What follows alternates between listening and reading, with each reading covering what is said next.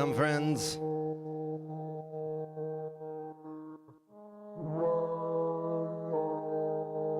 Welcome to today's Reconsider It live stream.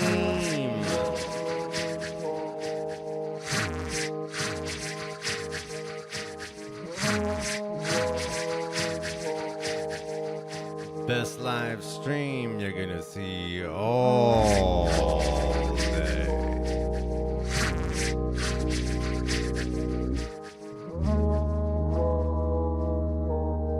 And here on this live stream, you are gonna get a very nice hour of some improvised live looping. Oh man, it's gonna be so good. All vocals, like what you're hearing now. This is all vocals. We have got the foundations of a beat at this time. I'm gonna be building up this beat. Man, it's gonna be so good. In addition to that vocal looper stuff, we're also going to bring in the synthesizer. We might talk about stuff. Man, who knows what you're going to get here in this exclusive studio session. It's called Tinker.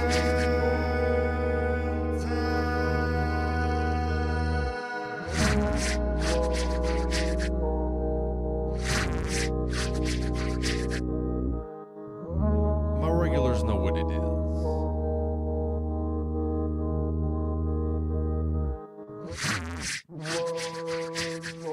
If you are new,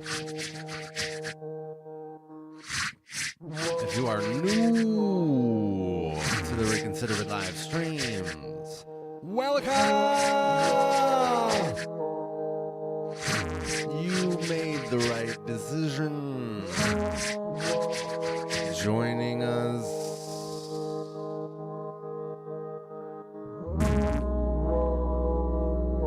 We want you here.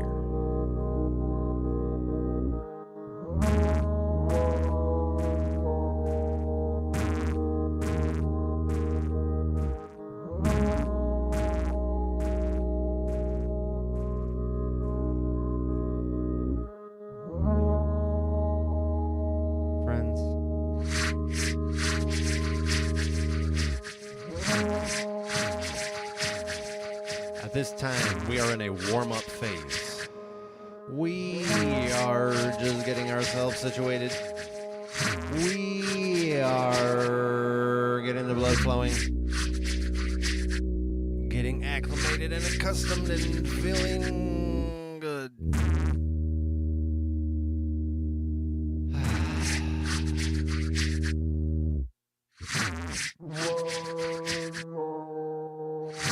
Here in this warm-up phase, I need to celebrate. I need to celebrate you.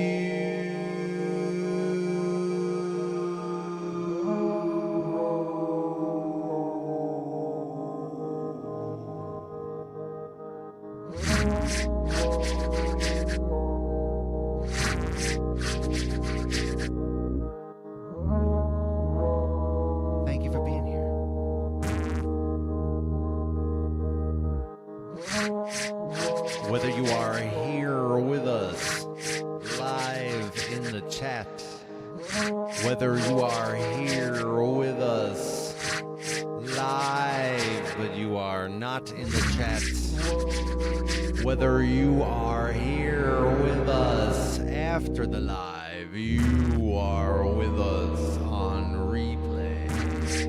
However it is that you are with us, thank you for being here.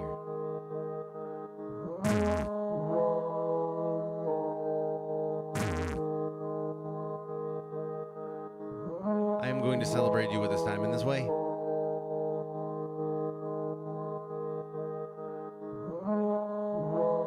I have got my drink. I am going to count to 3, and I am going to clink.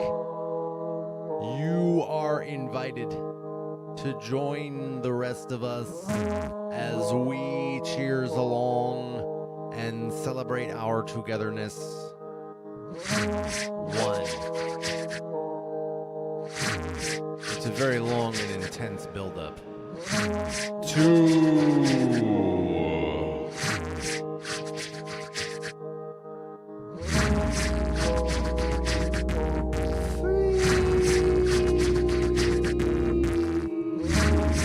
Clink. Cheers, Mom.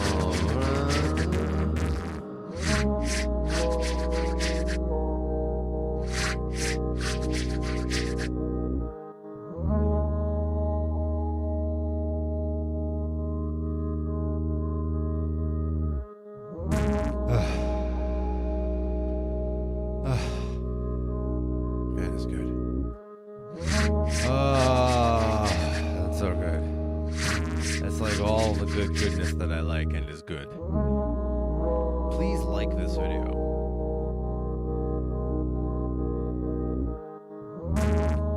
Please subscribe. Please share this video where it will be well received.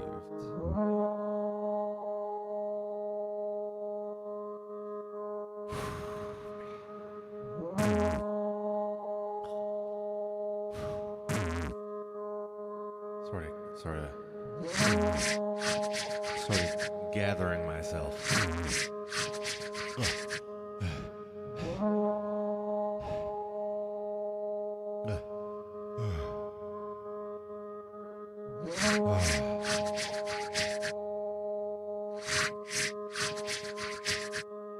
Friends, we have got a tinker stream on our hands. This is really good.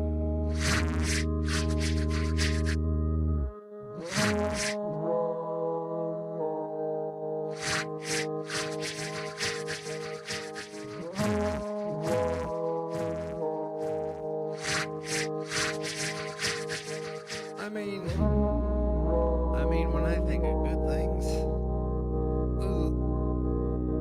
this is really good. Not quite as good as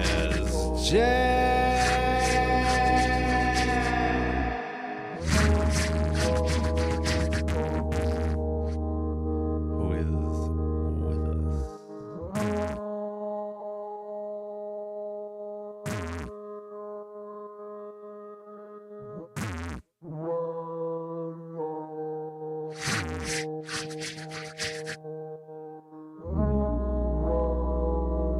In all its glory, my friends, this glorious tinker stream is now underway. Oh, really good.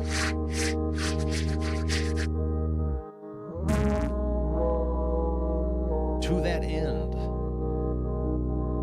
it is incumbent upon me that I would begin building up the beat a bit.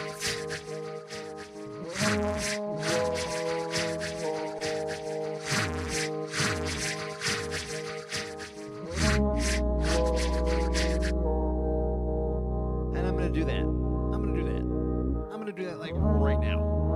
There's gonna be so much of that now. There's gonna be such a now thing associated with that.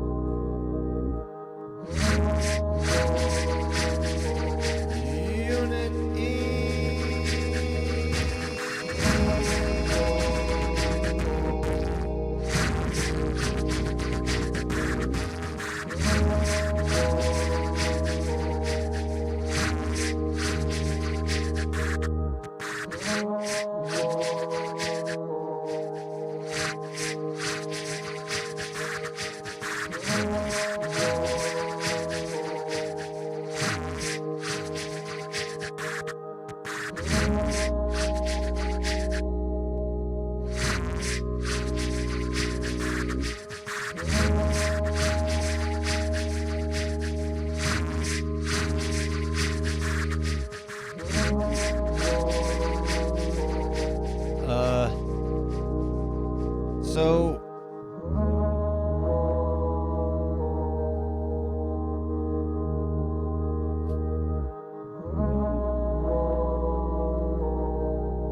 I do have an update.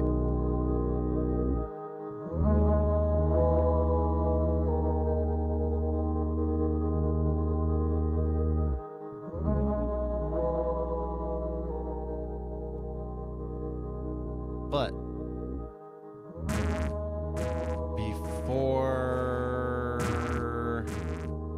before I get into the update, I'm going to keep building up the beat a little more.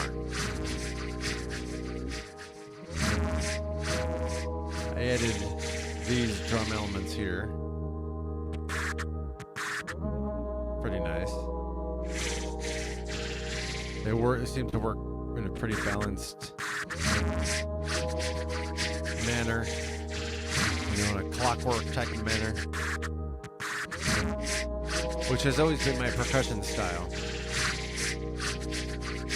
Different elements that, operate well together, but individually may or may not be easy to track.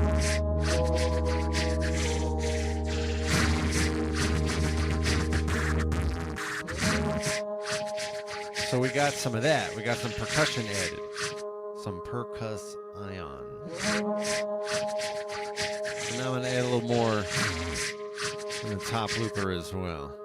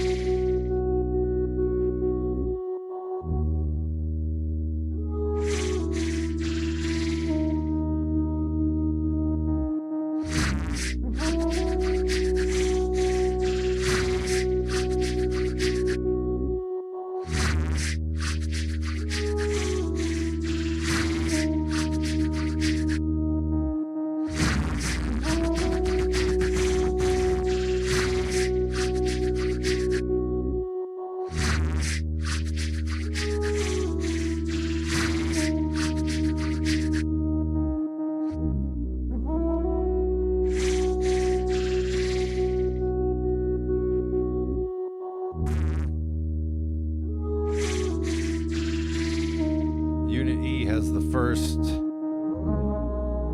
chat of the stream to be shown on the screen.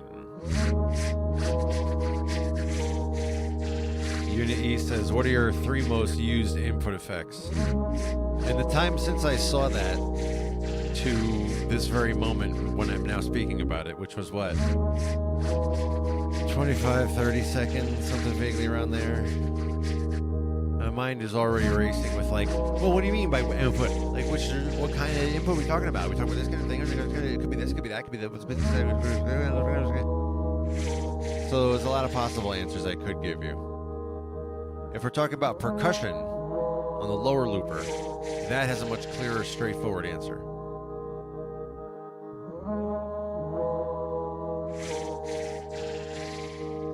For most of my percussion elements, I'm using either only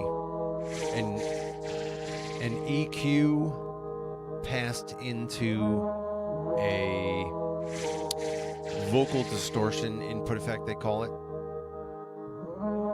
which, if you listen to the kick here, it has like a growly edge to it. That growly edge is the vocal distortion. The EQ input effect is, I mean, I use it mostly as a volume boost because you can adjust the volume in that way, and there's otherwise not an easy way to track, or not track, to boost the volume or reduce the volume beyond just a raw volume control in the, you know, in the track itself.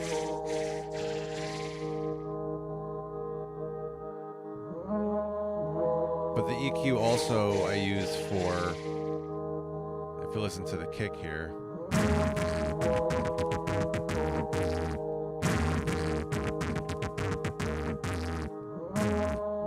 it has, in addition to that growly edge to it, it's also got a little bit of a deeper muted sense to it. I use the EQ to affect some of that. Because even though it sounds like this when you listen to the kick, and that's not how I'm pronouncing it. This is me just being like, that's all I'm doing. It's like, it's very ordinary. But between the EQ and the vocal distortion, you get something like that. The EQ I meant to add,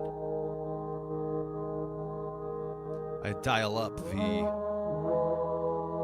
low end a little bit, and I dial down the high end a little bit for the kicks. I think. I feel like I looked on a live stream once and I was surprised to find the opposite. Yeah, the low is boosted a little. Oh, the high is kept roughly where it is, and the high mid I boost a little. Otherwise, I just use it as another volume control, as I was saying, as a way to control the input.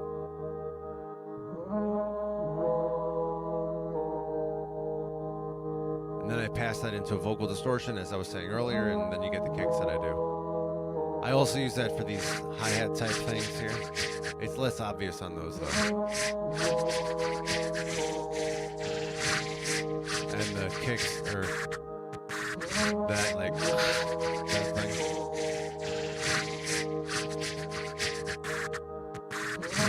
All these percussion elements are being built from the same input effect configuration.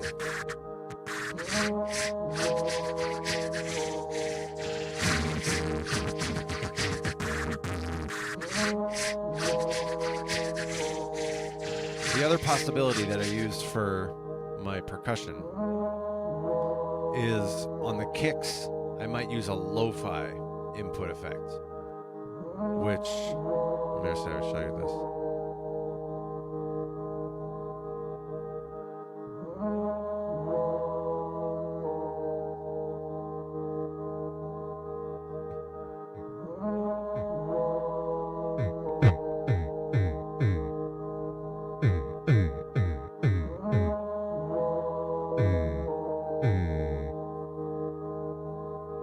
You hear that? Just sort of like almost 8-bit effect.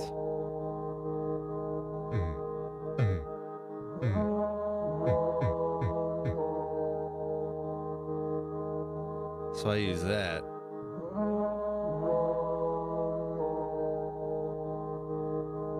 I use that on percussion sometimes as well. I have 36 palettes that I've configured. Exactly half of them do that lo-fi on the drums. Otherwise, it's like the kicks I showed you earlier, like that. So I do them half and half, somewhat randomly. No pattern that I'm conscious of. So that's the percussion.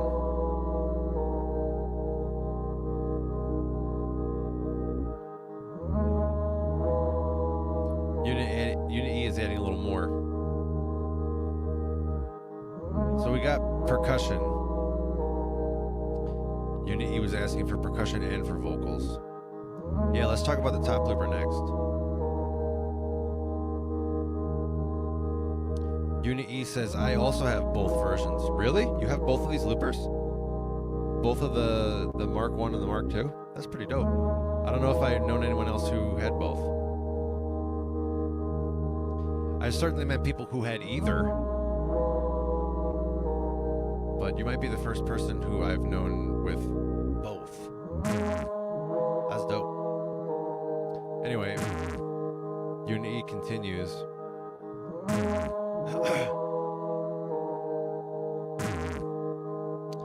Unit E says, when I use the word palette, what am I talking about? Am I talking about like a saved memory slot? That is what I'm talking about, yes. I just use the word palette.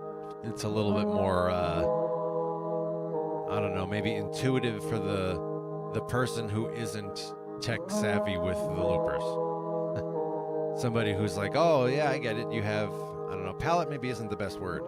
I'm open to feedback on that because I mean it to be something that's sort of intuitively obvious. Maybe memory slot is what I should just, maybe that's a little more intuitive. Anyway, so we talked about the bottom looper, but now we have the top looper.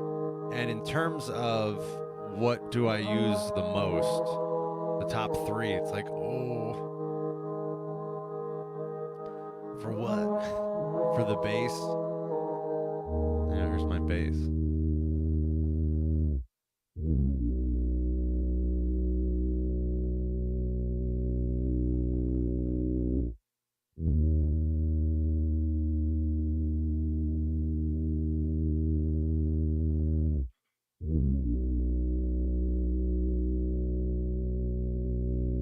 For the bass, or for, you know, these other things here. Each of my 36 different palettes or memory slots has 4 instruments in it, because you can save the 4 different, I guess, instruments. I call them instruments. One of them is always a bass, so I can talk about how I typically build my bass instruments. Another one is something that sounds vaguely like what you're hearing now, and then this other one over here.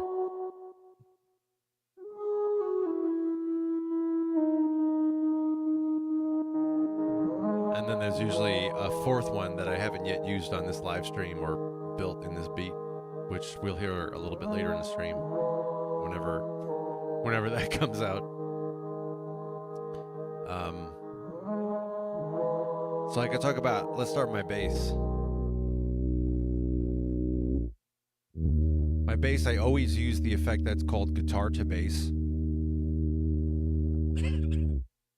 If you're not familiar with these loopers, it is what it sounds like. You could like plug in a guitar and it would make it sound like you're playing a bass. Just lowers the octave and all this. So that one's an always for my bass. The other one that's an always on every single one of my instruments across all of my palettes is the electric. Electric is what tunes it. So like right here at the bottom, I have, where is it? Oh, it's not here right now because of the question. But normally I have the scale up there. So while we're still talking about the looper effects, I'm going to leave this comment up. But normally I have the scales. It's B major today. Like what makes it B major is because I have perfect pitch and I, you know, am very well trained on how to navigate each of the 12 scales. The answer is no, that's not why. It's because there's this electric effect. And this just sort of snaps it to a note within the key of B major. So that's also an always. That's always on every instrument in every palette. The electric makes an appearance somewhere in the stack. Each instrument is made out of 4 effects for those of us who are not familiar with how these loopers work. I can make 4 instruments in a palette or a memory slot, and each instrument is made of 4 input effects that are stacked in a direction, so it matters what order you put them in. Anyway, so for the bass, I always use the effect called guitar to bass. In every instrument everywhere, I use the electric, and that's the auto tuner. That's what makes it B major. I sing horribly out of key. It, you know, approximates something kind of vaguely close to in key.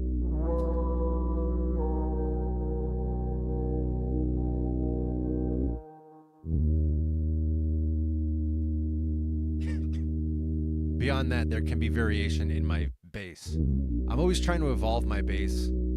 I'm not really happy with it entirely. However, recently, in the past couple of weeks, 2 weeks maybe, I started doing something new with my bass, which was running it all through a low-pass filter, and that's what you're hearing right now. The past couple of live streams have been experimenting with this, and so far I like what I've done. So I think I'm probably going to keep it for now as just sort of a tentative, universal quality for all of my bass layers, such as what you're hearing now. But that's pretty recent. That's not I wouldn't say that's a typical thing. Now we have this instrument. Let's see, what is this one built of? So this is built out of a distortion, ultimately passed through a couple of different things. The electric makes an appearance in here. Distortion is the same thing that made my kick drum sound fuzzy. It's called vocal distortion on the Mark I looper, but it's just called distortion on the Mark II looper on top, because it's got, 5 or 6 different types of distortions that you can apply. Going from the Mark I to the Mark II is so awesome. It was such a gigantic leap in so much functionality. It's incredible. And the distortions were one of those things. So this is a distortion. What kind of distortion is this? I made it a vocal distortion. That's passed into an electric. In this case, it's also passed into an auto harmonizer set to unison. Dialed up pretty high, so the auto harmonizer is pretty high on this. So I sing in, duh, my terrible singing, and it does an auto harmonizing in there. In this case, it's set to unison. You can also set the auto harmonizer to go higher, to go double higher, or to go lower, double lower.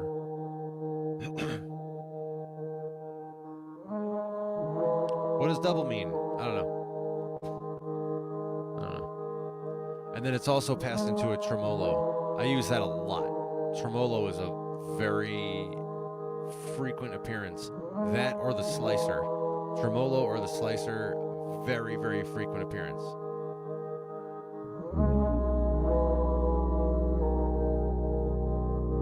So I would say the distortion, various types of distortion are very common for these layers that I complement the bass with, that are sort of drawn out.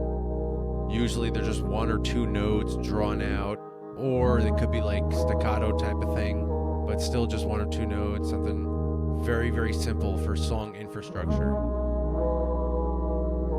I used to make, there's 2 layers playing right now. If you're listening on headphones the intended way, do you think it'd be funny? Let me know in the chat what you think about this, or you let me know in the comments. I'm trying to, let me see, right? You can see we got, no, that's not it, there you go. There we go. If you follow where I'm pointing, oh, dang, this is so difficult. Okay. All the way to the corner, there's the headphones icon. Let me know in the chat or in the comments. Would it be a good idea for me to switch that up randomly and just see whether you notice or whether anyone notices? And instead of a headphones that says the word headphones with a picture of headphones, what if I made it a pineapple one day and it said the word pineapple? And I just kind of left it there and didn't say anything about it. And then the next stream it's back to headphones. And then, 3 weeks later I do something else. Good idea? Not good idea? What is your input for me on that?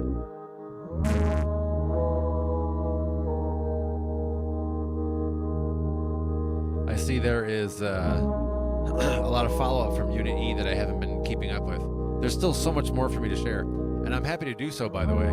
If you didn't realize, for Unit E or for anyone else who's interested in these technical details, if you didn't realize, I have a collection of live streams. I'm actually going to put it in the chat right now.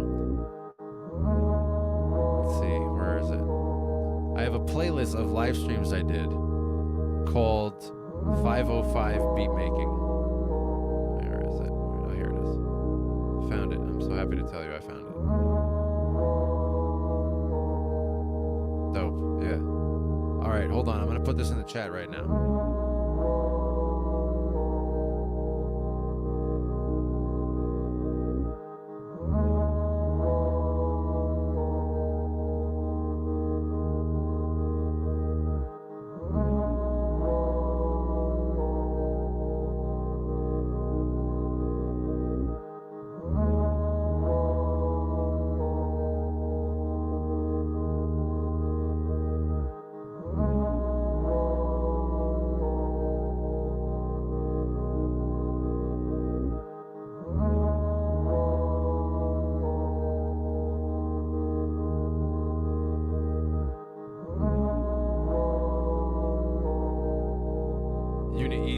Yeah, I know about those streams. I've seen a few of those. Those are actually pretty helpful. That's good. I would be happy to do more of those, just if it's in demand. I'm kind of past the point in my life as an artist where I do things that where the supply is out of sync with the demand. That's not something that, with like every passing day, there's just more and more of a slide toward just do what's in demand. I guess that's what maturing is.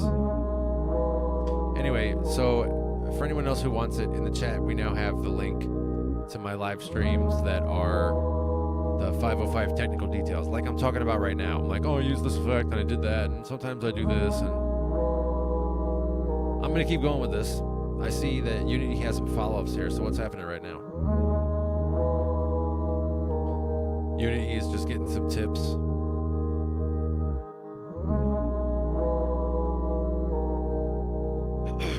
Unity says, have you ever tried putting tremolo on the bass?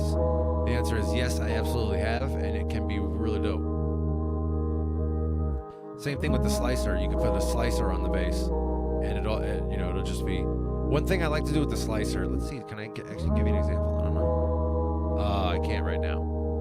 I often make the slicer or tremolo one of the output effects. In this case, it's all the way on the last part, so it's the final output effect being applied. But one of the things I like to do, and is present in many of my palettes or memory slots, is you can mess with the slicer in terms of how loud each slice is and how long it is.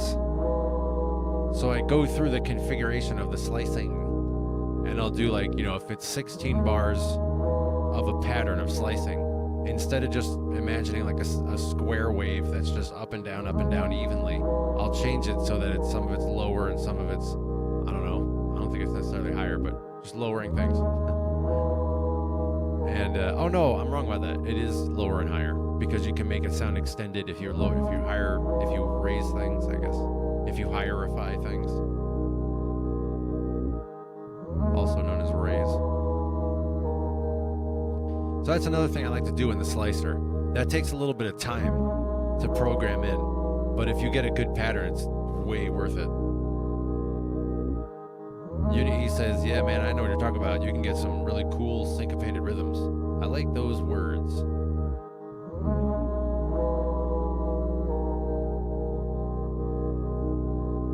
Unity says, have you ever tried adjusting the tremolo speed as you record? I don't know if I've ever tried that. I know what you're talking about, and I've tested with things like that. There's another effect, the phaser, which makes things sound kind of, bubbly, you could say. And I've messed with that a bit dynamically. I think that's a really cool idea, to dynamically mess with the speed of some kind of effect, or, the amount of feedback or something. I do mess in general with the amount that effects are applied by using this little dial. That's common. I do that like maybe not every time, but very frequently. But it's only what the dial controls.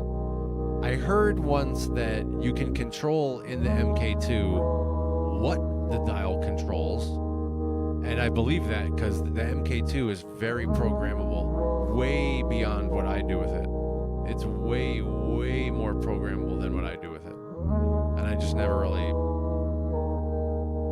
I never tried to look up certain things like that. I know the things that I have developed along the way, which is a very, very small slice of what it can do, what this device can do. So anyway, we talked about the distortion. I use that a lot for these input effects like this. And we talked about tremolo, I use that a lot. I talked about the electric, which I use for tuning. Then there's this layer here. What did I make this out of? Oh, yeah. I would say this is another one that I use probably about as much, or maybe a little less, than the distortion. This one sounds like it could be built out of a distortion, because it has sort of like a tinny, sound to it. Feels a little rough.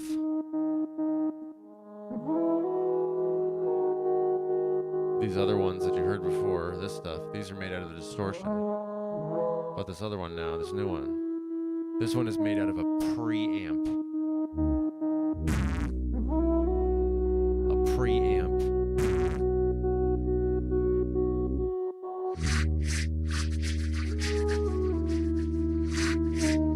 And that makes it sound like you're playing an amp, like literally a physical amplifier.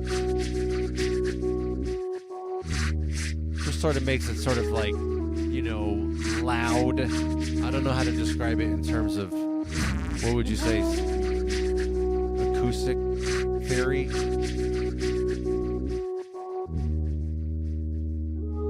So the preamp is the core layer here. Then it's passed into an electric, the tuner. This one is also passed into an auto harmonizer. What did I set it to? This one I set to unison also, the auto harmonizer. And then in this case, it's passed into a reverse reverb. I would say the preamp is one that I use pretty frequently. The others are all just like, I sometimes use them, but not necessarily frequently. Then there's the final layer that I haven't done yet, but I will do. So that's some thoughts on the various input effects I use.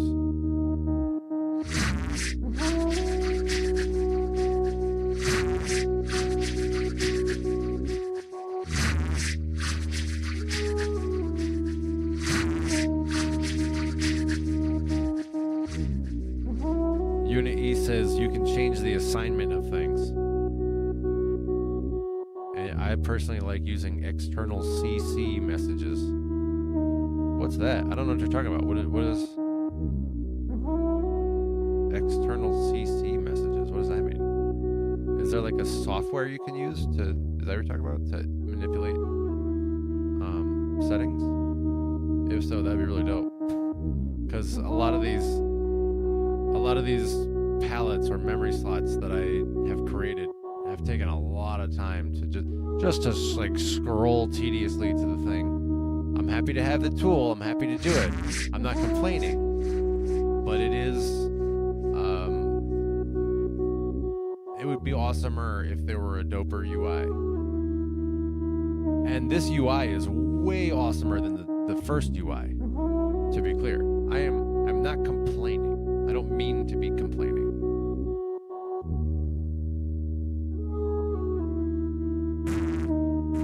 I have these sky-high expectations, which get me into trouble. My sky-high expectations.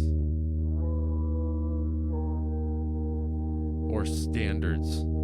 My sky-high standards.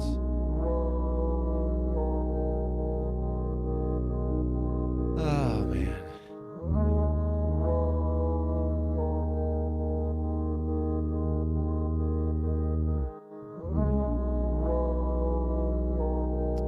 Going back to the question from earlier, where Unit E said external CC messages, their probes chimed in to say that means MIDI control change. So you don't have to touch the thing. Using external controllers. Okay. So you have some other piece of hardware that you can use to control various, whatever's features, functions, I assume. Jack says some knobs are not on the control surface. Yeah, they're not.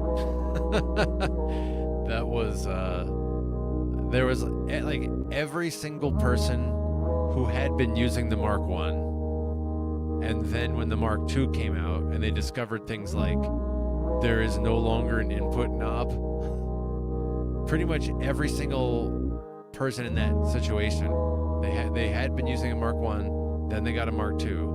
Everybody at the same time said, What? Everyone had that experience. I had to use up one of my programmable knobs for that. Everybody requests that back. Please, please, please make the input effect, the input level, that is, please make that a button again. The reason they took it out is that there's so many input slots. What is there? 1, 2, 3, 4. So there's 4 input slots.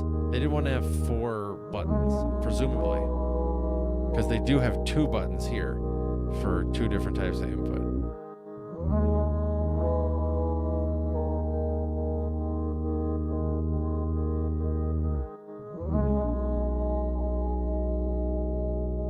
But that is a thing, yeah.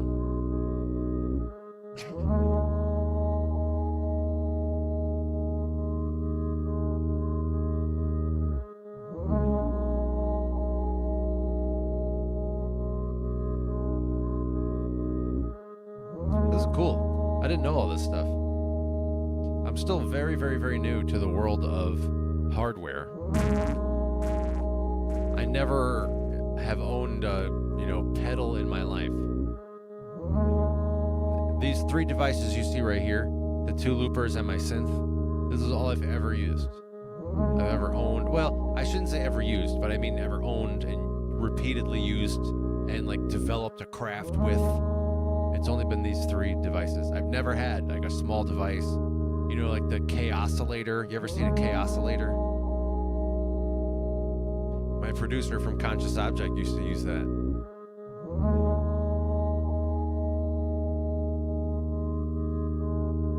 There's another one called the Chaos Pad. And so in our albums, our 3 albums here,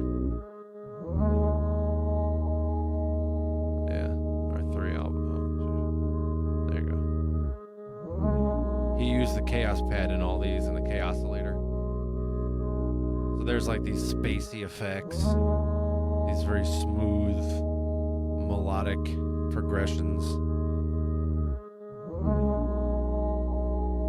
I never had anything like that.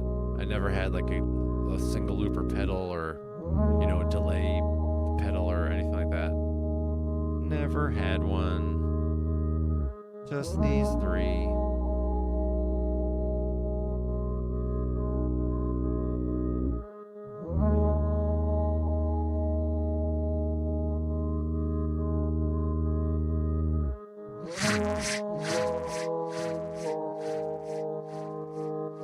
Someone offered to make me a custom pedal because he likes hardware and he likes making devices and stuff. I was like, whoa, all right.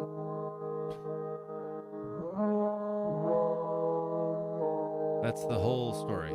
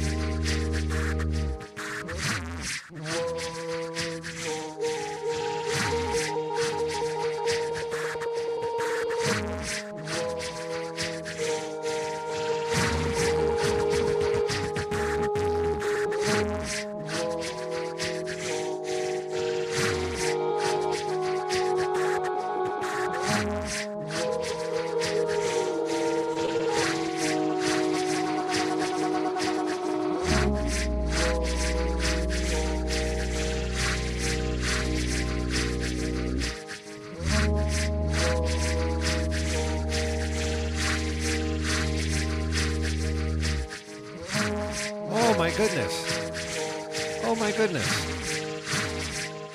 I just realized I never gave you the update. It's like an hour ago.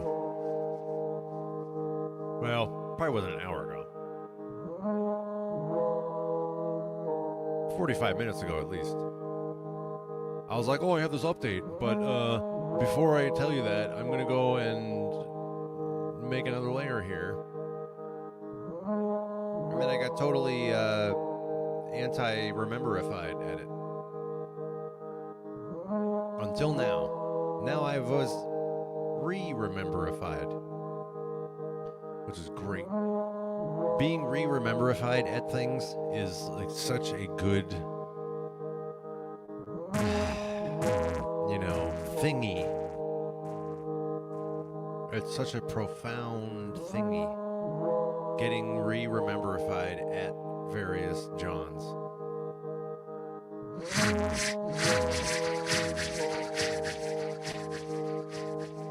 So I got to give you this update. But before we go there,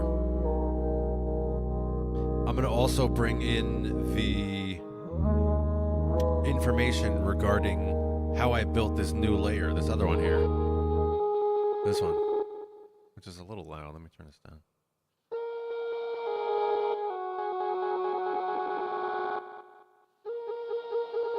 How did I make that? We were talking about all the other layers. How did I make this one? I love talking about this stuff. For me, this is like a major win. For me, this has been a really awesome stream that I get to talk about this stuff because it came up.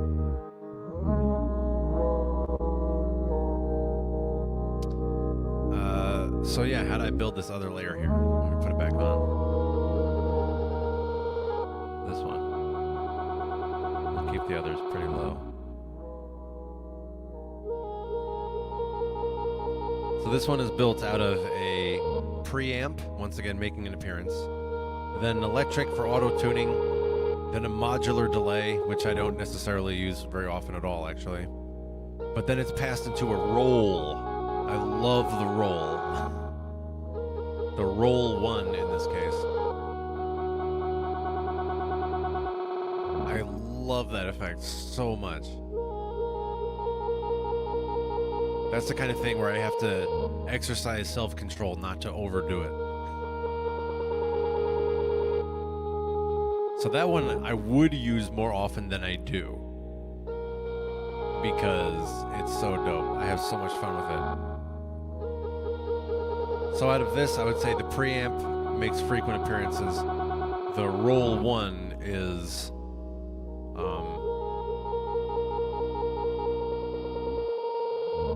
I would like to see it more than it is. I'd like to use it more than I do, but for the sake of not overdoing it, I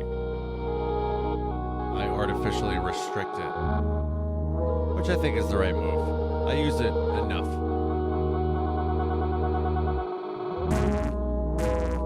So that's a more thorough response regarding what do I... Unit E said, hey, what are the top 3 effects? I'm like, whoa, hold on. I have to give you like the top 40 configurations.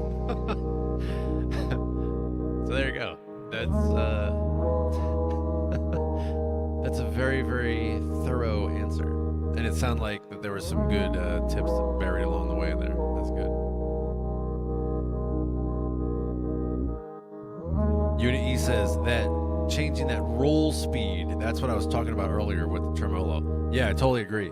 And that's part of why I love the roll speed, the way you can hear it sort of. What Unit E is talking about is you can hear how it's like the choppiness gets faster and slower.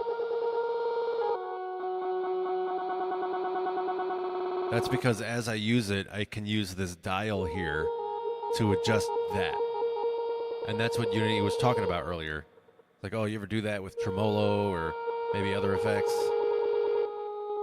The answer is, well, there's roll one.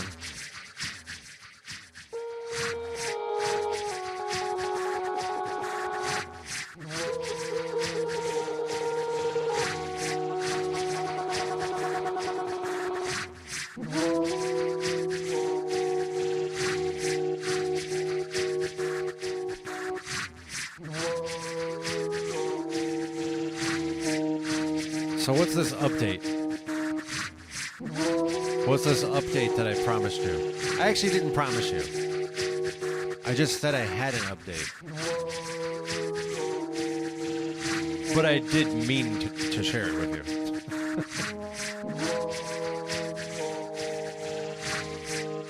And so now I'm going to fulfill that old that old intention. You know that's a thing, right? Some people don't understand that's a thing. Like, there is a music to life. That's what compulsions are. There are certain things that you do in your behavior, certain things you're drawn to. There's like a melody through your experiences or behavior. And in some ways, you are compelled to resolve that melody. And that drives a lot of your behavior and decisions, and not all your behavior and decisions, but a lot, including the overarching arch of your life. It takes on the melody of, I mean, I guess I'm not claiming to know what that is, but just that there is such a thing. There is a dimension to your existence that includes some kind of like musical physics. That's part of reality. Things aren't totally random. There are patterns to things that exist beyond the material universe. We can get into one of these discussions too. You got another 7 hours to hang out and talk about that kind of stuff that we often get into in Tinker Streams. I got off topic again. Jake says my internal, meaning his, my internal song goes hard. It's 200 beats per minute. Wow. That's pretty fast. I just went to the doctor and I got my heart rate taken, and they were like, wow, that's really good. And then they took my blood pressure and they're like, whoa, that's also really good. And I was like, good. That's good. Everybody's happy with all the good. I like good stuff. I like getting good news. I'm down with good news. Receiving good news. And giving good news. I mean, that's also good. But I was meaning to say receiving. I'm down with receiving good news. I am receptive to receiving good news. So what is this good news? Or this update, rather, that I had? I gotta give you the update. Here's the update. It goes back to the whole DAW saga. The whole DAW, the Digital Audio Workstation. Instead of working with hardware with my loopers, I work with software on my computer to mix and arrange music. And so the saga has been, for the past, month or something, me trying to get a DAW to work, but I got it. And so I said, all right, good, this DAW is working. I'm going to do a test song. Came out great. It's my song, Come Play. I'm I'm going to put that in the chat right now. Where is it? Here's the link right here. Here I go. I'm putting this in the chat.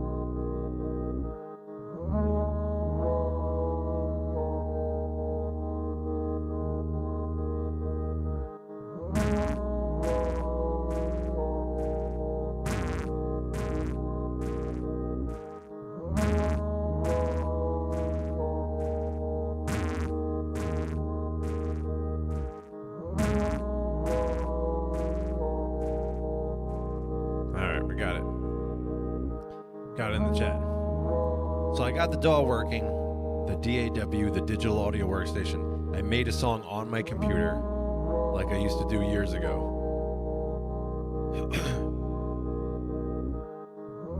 And that was the good news at the time.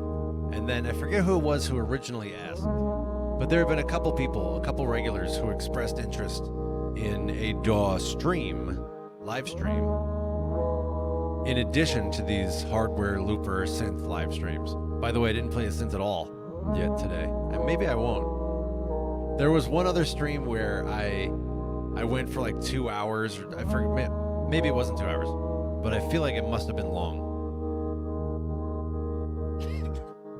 And then I realized after an hour and 45 minutes, it's like, whoa, I didn't play the synth at all. And I was trying to get off the stream, but then I accidentally hit one of the keys. I'm like, no. So maybe this stream, I'll make this one the only stream I've done since getting the synth without using the synth. Or how about this? The only stream I've done since using the synth that I've not used the synth. Jack says, that's an excellent song, great mix, dope timbre. Am I pronouncing that word right? Or is it timbre? I'm glad you like it, though. So, as I say, there were a few regulars who expressed interest in a DAW stream, because DAW streams are very common. That's a very, very common thing. And, you know, what, half of the musicians in our YouTube community are DAW streamers, that they just screen share their work in their process of mixing and making the song, and then they, you know, maybe talk to you while they're doing that, but you get to see their process and everything. I thought that would be cool, that I could experiment and see how that would go. But I went to test it and I couldn't do it. So this is part of the update. I was running into technical issues. Another one of our regulars, Mylogify, he said he was also having similar technical issues to what I was having for being unable to stream. He gave a suggestion. I wound up actually not needing to do his suggestion because I tried another, like, more basic thing first. More of like, you know, why is the printer not working? You know, hitting the side of it. It's like, is it plugged in? You know, I tried something more basic first, and it turned out that more basic thing solved the problem. So that was awesome. Hooray! And what that means is, I was able to test a live stream. It was a private one. You know, I didn't actually make it visible. You didn't miss it. But I was able to test actually a couple of times a full-blown live stream, and it seems to be working. It seems to be working. So that's the update. The update is I have new testing, and the DAW now, my ability to do a DAW stream now seems to be a green light. And And so that may be coming really soon. I actually thought about doing it tonight instead of a Tinker stream. I thought about doing a DAW, I don't know even what I'm even going to call them. Dawsome. How about that? Dawsome Dime.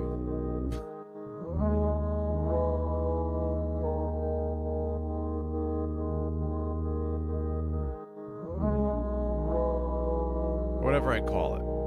I'll probably experiment with a name too. But I'll probably try like, you know, 1 or 2 and I'll see how they go. And then I'll start forming an opinion about whether I plan to do those in an ongoing basis. But if you are interested, if this update was good news for you, and you said, oh cool, there's going to be a Recon DAW stream, if that sounded cool to you, then look for one of the upcoming streams, because I'm probably going to do a public test maybe in the next week or so at some point, and that will be one that you'll be able to join if you want, or you watch it after the fact. So look for those. I'll be very interested to hear your thoughts on, you know, how does your experience compare to these Tinker streams, or if I do an unspoken stream. Those are quite a well-worn groove in the floor. We're coming up on 2 years now that I've been doing these looper streams. Just short of 2 years. It's actually almost exactly, it's precisely 3 weeks short of 2 years. So I've kind of got a little bit of a, as I say, a groove in the floor. I've got a little bit of a feel for how to run these Tinker streams.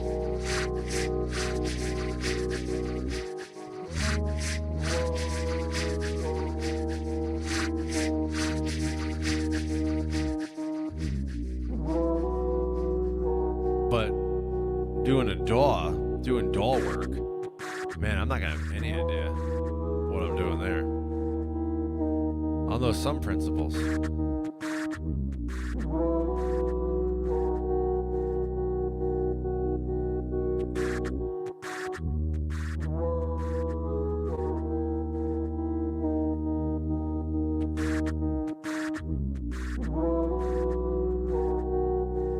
Unit E says, what about a DAW stream after the finished product to show how I made it? I hadn't considered that.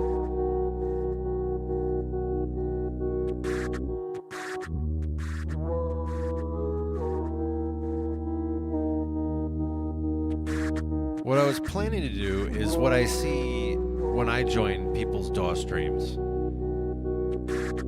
Normally when I join a DAW stream, what the person is doing is making a beat in their DAW, their digital audio workstation. And they just sort of talk to you while they're making the beat. They're like, oh, I don't quite want to put the kick there. Let me put the snare over here. Yeah, let me adjust the sound here. Or they don't necessarily talk, and they're just focused and they work on the thing. But you watch it, and people talk in the chat. They talk with each other in the chat and stuff. What I'm working out at this point for a DAW stream is more of like a computer hardware details. I don't really have a good setup for it, like just a physical setup of my computer hardware. It's not really set up very well for that. But I have a couple ideas, and that's part of why I need to do a couple of tests. I mean, I've already done the technical test, but I need to do can I sit here for an hour and talk to you? Is that gonna work? That's part of what I need to test. Just to actually go through the whole experience. Anyway, what I was gonna say was, according to what Unit E is suggesting here, or here,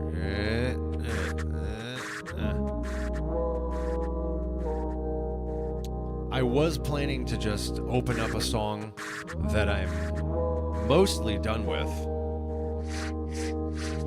and just work on it. And just like, hey, come hang out with me. That's how these streams started, these Tinker streams. I was just gonna mess around with my looper settings, like what we talked about for, what was it, like an hour today? We talked about like, I use this sound effect and I do this with it. And that was where I originally started. Like you go back to the very first Tinker stream ever, which was 3 weeks short of 2 years ago. And it was just me sitting there playing with my settings. And I was like, oh, hey, you can come hang out and join me if you want. And then Tinker streams have evolved into this fun experience where it's much more of a hangout. It's your favorite online hangout. And sometimes I talk about looper stuff. Sometimes we talk about, how you have a time machine in your brain. And all sorts of other stuff. We used to talk about comic book stuff once in a while. I'm such a comic book person. I love comic books. Comic book culture. Tonight, the second episode of the new Daredevil series comes out. Daredevil Born Again Season 2. Second episode comes out tonight. It's actually coming out like right now as we speak. For those of us who are here live. Came out like an hour and a half ago, I think. Anyway, all this is to say, Unity is giving a brilliant suggestion here. I could, in fact, do a DAW stream where we just talk about my recently released song. And I talk about, you can see I did this, and look how I panned that, and I use this effect here. That might not be bad for the first stream. And I can get a feel for things without having to also concentrate on making music.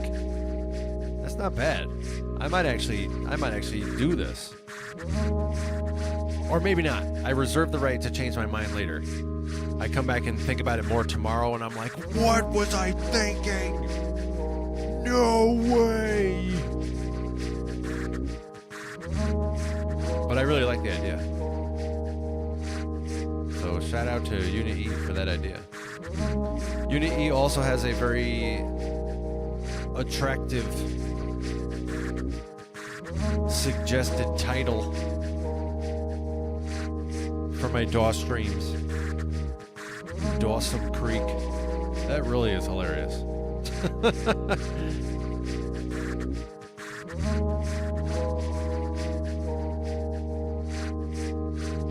Probe says, I'm looking forward to a DAW stream. I know Probes was one of the regulars who was expressing interest in this. So I kept trying. I was trying in part for Probes.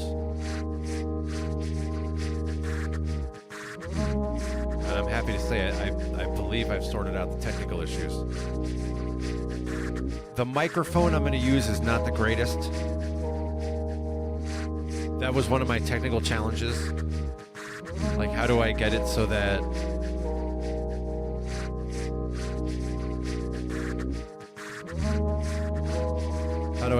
I can be on camera and have a microphone and everything? But I believe I figured it out. It's just not going to have the greatest audio you've ever heard in your life for my microphone. The DAW audio is going to be fine, but the me talking microphone is not going to be the most beautiful mic you've ever heard. It'll be perfectly fine.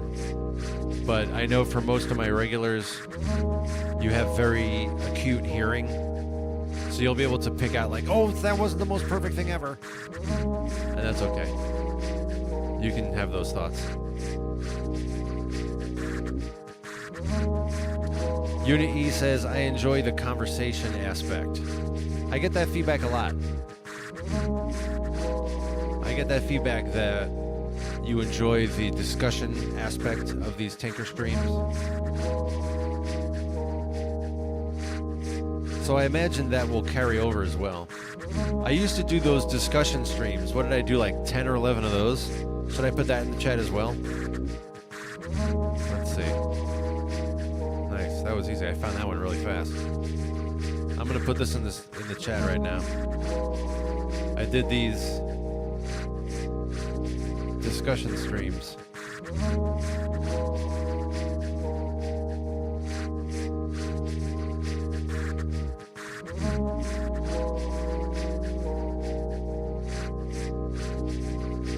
These discussion streams where I talked about things, and it was things that I happened to be an expert in. They weren't just me, you know, I'm not really an expert in these 505 loopers. I just play around a little and I can tell you what I do.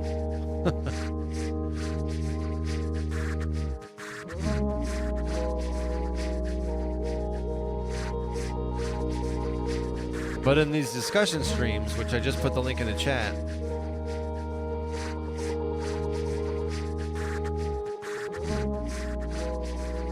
that's where I have actual expertise. We talked about communication. That was a very heavy theme in those live streams. And I didn't check how many there are. Looks like 8. I did 8 of those live streams.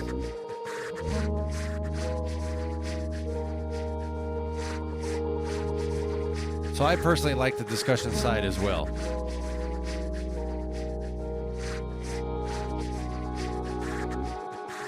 I see Unit E says, I liked comics. I collected them in the 80s and 90s. Yeah, so did I. That's when I started. The 90s is when I started. I only collected comics for a couple of years because it's pretty expensive. But I kept up with it. Not a lot, but you know, whatever I could. At the local library, you could always get those, I guess, paperback trades.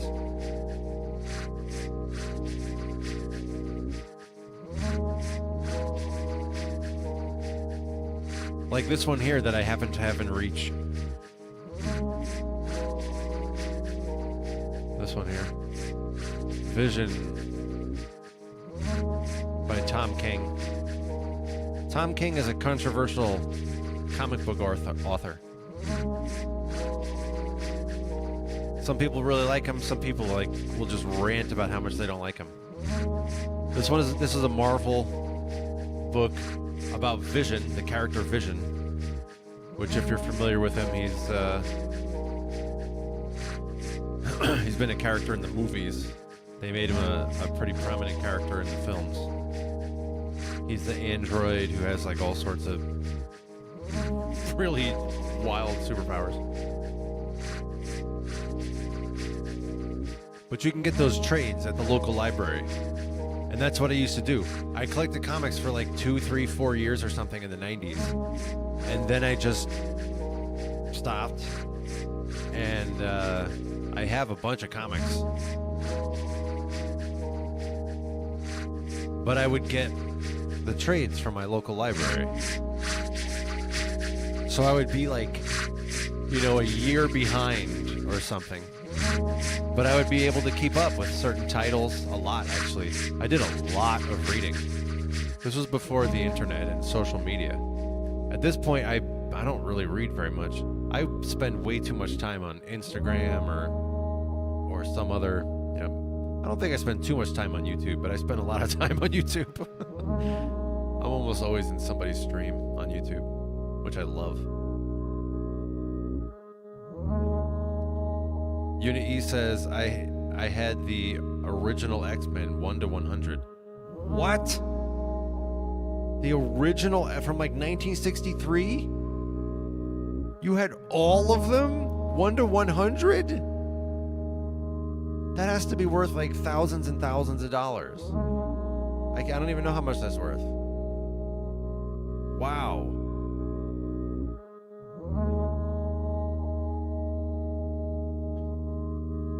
Ah, man. That's dope. I started getting back into comics about 10 years ago. Because I like comics. I liked the fact that they were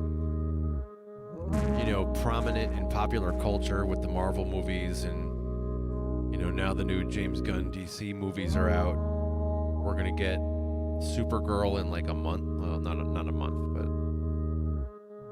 I don't know how. Just a couple months, 2 or 3 months or something. We're gonna get his Supergirl movie. We're gonna get the Lanterns TV show, which I absolutely cannot wait for. Lanterns was my favorite mythos. I happen to have a stack of Green Lantern comics right there as well. Lanterns was my favorite mythos in comics. DC, I always preferred over Marvel. And in DC, the whole Green Lantern everything was my thing. I latched onto it, and I just read a lot of it, and I got really into it and all this. So I'm excited to see the Lanterns TV show. We'll see how it's going to go. The fan base is very split about it. I was a little underwhelmed with how they did Guy Gardner in the Superman movie. So we've seen a James Gunn DC Lantern already with Guy Gardner. I was disappointed that he didn't have the glowing aura just while flying around and doing anything. Green Lantern's supposed to always have that aura unless he's just sort of standing there walking around. But if he's flying or doing anything, he's got the aura. And Guy didn't have that, so I said, ugh. So I don't know. We'll see. I see, though, that Jack says, Happy Passover. That is a very thoughtful comment. Jack knows that I am a student of the Holy Torah.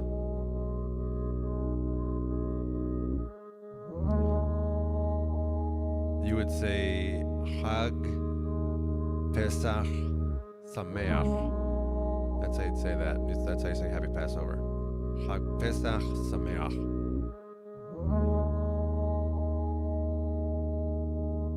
And thank you for being so thoughtful like that. Probe says, I am not a fan of the last Superman movie. Yeah, that's another one that there's been a lot of strong opinions about that.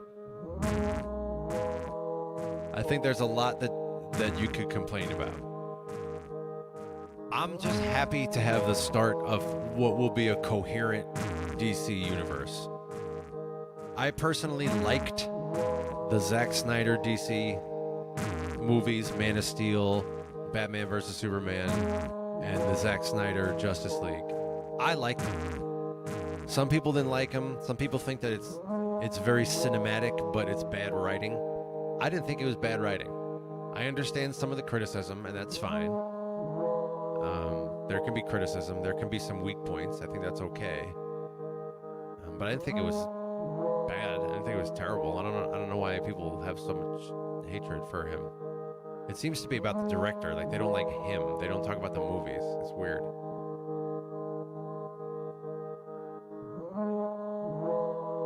In any case, I like those. And I was, it was supposed to be that he would have run the DC movies. And if that had happened, that would have been awesome. But, supposedly the rumors are that allegedly there was some kind of sabotage of something, and I don't know any of that. All I know is it would have been dope because I liked his trilogy of movies a lot. Supposedly he was building up to a flashpoint, and they were going to have Thawne, Reverse Flash, as the big bad over 10 years. That would have been so good. He would have done such a great job with that. He would have done a very, very good job with that. But that was a rumor. I also, I don't know if that really would have happened. In any case, now we have the new James Gunn DC movies. I'm willing to overlook some of the things in the most recent Superman movie that weren't awesome. I'm happy to see something start that's going to be coherent. That's all I'm interested in right now. So we'll see how other things go. We got the Supergirl movie coming up in a couple months. We got Jason Momoa as Lobo. That's hilarious. A new trailer came out for that today. There's a new Supergirl trailer today that came out. You see a lot more Lobo. You start seeing Supergirl use some of her powers, so that's pretty cool. You know, that's going to be a cool movie because the character he's using, there's been various interpretations of the Supergirl character. She's a cousin of Superman, to cut to the chase about it. But there's been different interpretations of her character. The one he's going with is a more modern one, where she's like, I think you could just say angry. She's like bitter and hurt about having lost Krypton. And she's rageful and she's like, you know, starting to fight. So that's apparently the character he's bringing to the screen. I think that's going to be good. I think it's going to work.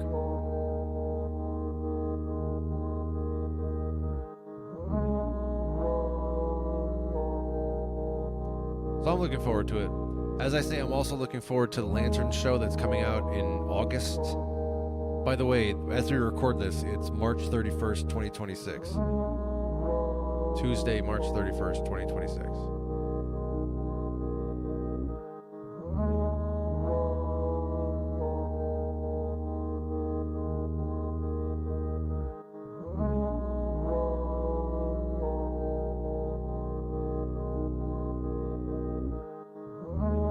Probe says the Penguin TV series was so good. Yes, it was. Oh my goodness, it was so good. I was shocked by how good it was.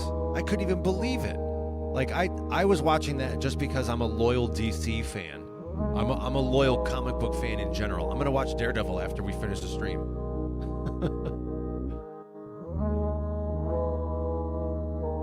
So I just watching the Penguin.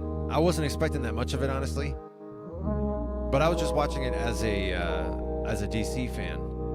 It is incredible, amazingly good writing, just so compelling, and you know, very often things that you're like, what?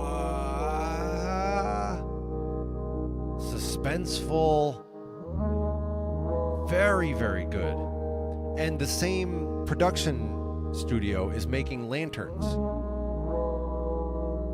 and supposedly it's going to be similarly high quality. And by the way, if you haven't seen what Probes is talking about here, the Penguin TV show that came out in what did it come out, 2024 or something, 2025? The Penguin with Colin Farrell, the spin-off from the Matt Reeves Batman movie. But the Penguin TV series with Colin Farrell, incredible. That is an extreme, like you don't have to like comics. There's nothing comic booky about it. It's just like a, you know, crime lord kind of situation, and that's it. It's very down to earth. There's no superpower or anything. It has nothing. If you know, it didn't have to be comics at all. It has nothing to do with comics. It's just amazing. If you're looking for a good show, you should watch The Penguin. Very good.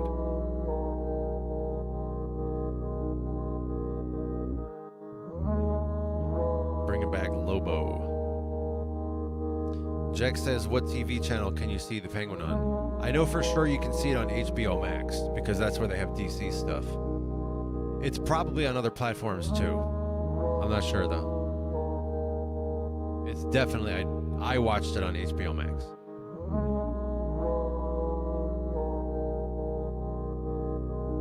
Probe says it's very cinematic. Yes. Yeah, it's like, it's the real deal. Like that's some entertainment. Like when I was watching that, I'm like, this is what TV shows are supposed to be. Like, it's pinnacle level stuff. It's very good.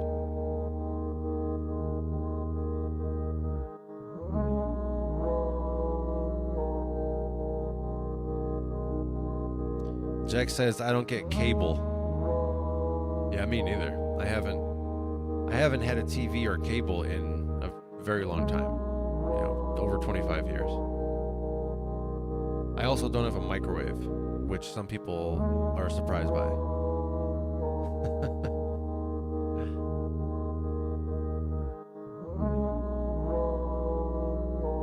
So yeah, we're going to be doing some DAW streams. If you're looking forward to that, you can look forward to that. It's coming soon. We now have the brilliant idea that Unit E gave of why don't I do a DAW stream that is look at how I made a song. So we might do that, or I might decide to do what I was originally planning to, just do a here's how I am working on this current song that's not released yet. Because that's what I anticipate being able to sustain. If I can indeed do some DAW streams and they work out well and you like them and such, then I'll want to do them on a regular basis, probably like once a week. But I'm not gonna also be finishing songs once a week that I can do once a week DAW streams of here's how I made the song. Probably not with my current schedule, which is so packed. Oh, it's so packed. Oh my goodness. Is your schedule really packed? Are you really busy? Are you responsible for a lot of things? DAW stream coming, my friends. We'll see what form it takes. This has been a really good stream tonight. I've had such a good time with you. Man, this is really good.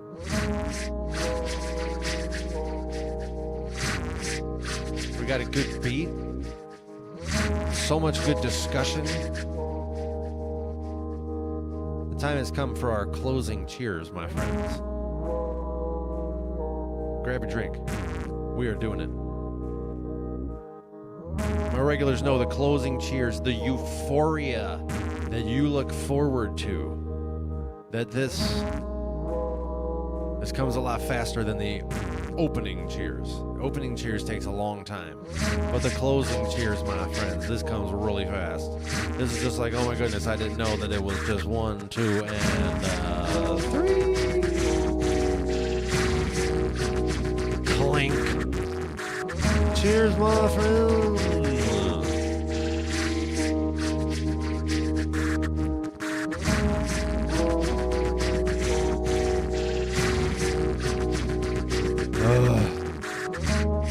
Man, that is so good. That's really good. That's really good. Please like this video. Please subscribe.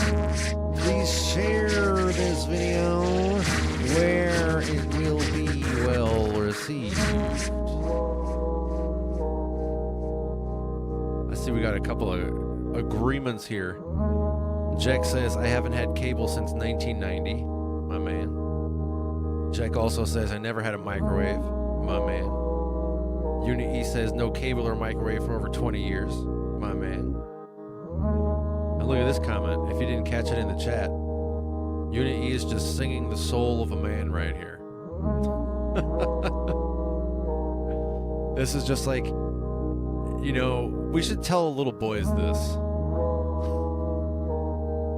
It's like, hey, 5-year-old little boy, you know what it's going to be like? You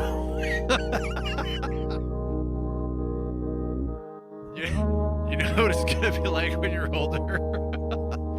It's going to be pretty bleak. Here's what it means to be a man. You are on the leading edge of some aspect of your world, and you can't count on anyone.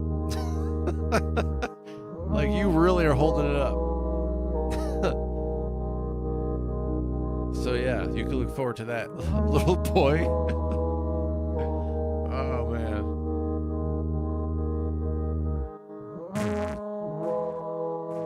Yeah, but for real though, this is how I feel too. I have so much, I don't mean to say I have so much responsibility, but it is a great plurality of things that I am responsible for that are time consuming as well. And I recently got to a point where it's like, it's never been this much in my entire life. Like, it's really just piling up. So I decided I have to make some changes, which I am currently implementing. One of them, my regulars might notice, we've only been doing like 3 live streams for the past couple of weeks rather than 4 or 5. That's one of the changes I had to make. I'm doing some music work outside of streams, but music time has been, or rather live stream time has been one of the things that recently had to get cut back.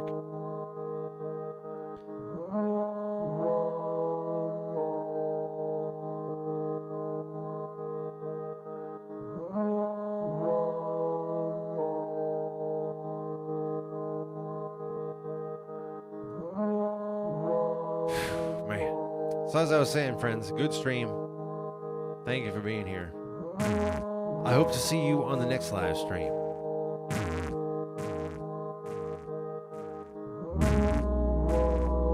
My regulars know. We get together multiple times a week and do this here on your favorite online hangout. We do the looper and the synth stuff. When we talk, that's called tinker time. When there's no talking, that's called unspoken. My regulars know there's certain scheduled times each week. You can put these in your calendar. They're at the top of the screen right now. Top of the screen.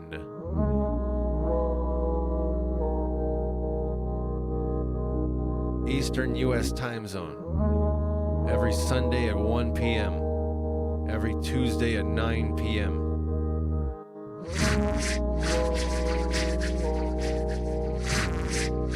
Put those in your calendar. And my regulars know.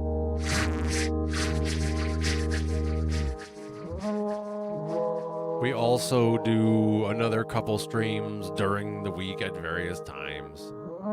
Could be any day, any time.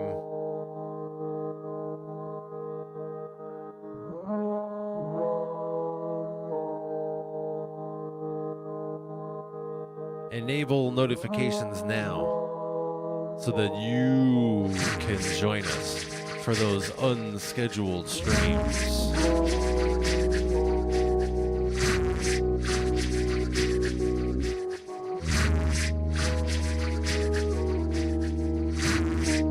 And until then, my friends, please have a very good rest of your day today. Please allow the rest of your day today to bring you all manner of goodness and blessing. Today, please allow yourself to become receptive. Today, please allow your horizons to be broadened. Today,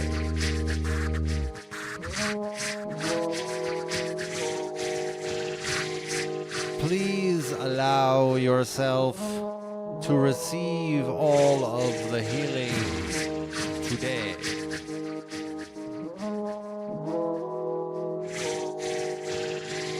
Please experience miraculous healing that you yourself didn't even believe in. You thought it was impossible.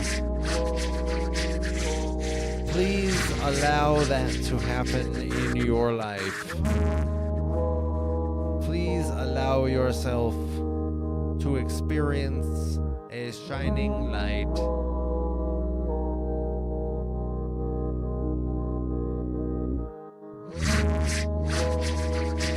Please receive benefits and profits today.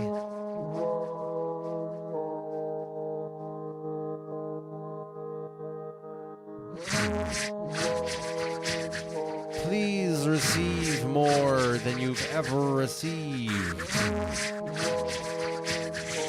today. Please allow the rest of your day today to bring you all manner of goodness and blessing. Today, please become more today. I will see you in the next Reconsider It live stream.